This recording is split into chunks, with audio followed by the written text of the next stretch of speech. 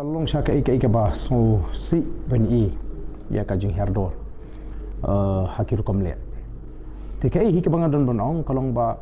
nagare ka sarkar ka de ban book ya ka to ka khana kat kum ka kondon ka ba ars pa khandai pusau jong ka Indian Penal Code ka section ars pa khandai pusau jong ka Indian Penal Code ka kran shai whoever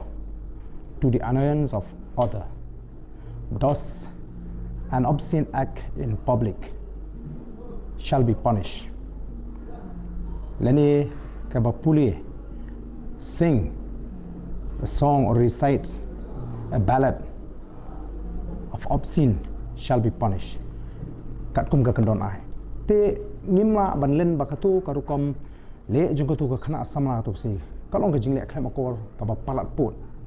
Ka ba panja buram ya ka jai ben riu. Ka de he ka jaka pajba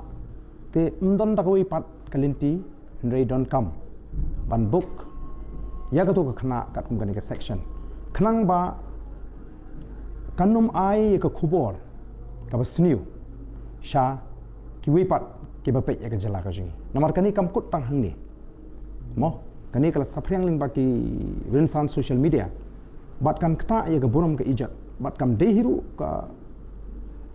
rukum im ga jingi kum ka jai beriu riulum bangin I gitu ke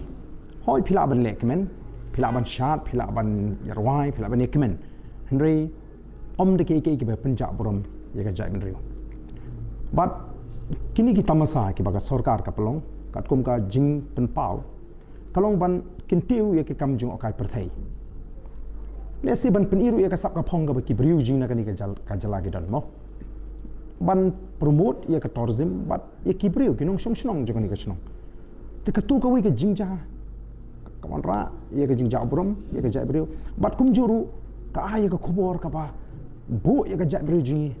ha ka jingja brom ha ba ki wi kin pet yangi da ka khmat ka ba pet po te ka don kam nomor ka ta ka daw ya ka sarkar ba kan shimkhia khanang ba ki ba kum ki ni ki jingja haki por gi banwan hagi nu ku jingle ekmen kinum ja ke balong ka jing ja borom ba jing that rong ya ka jai bur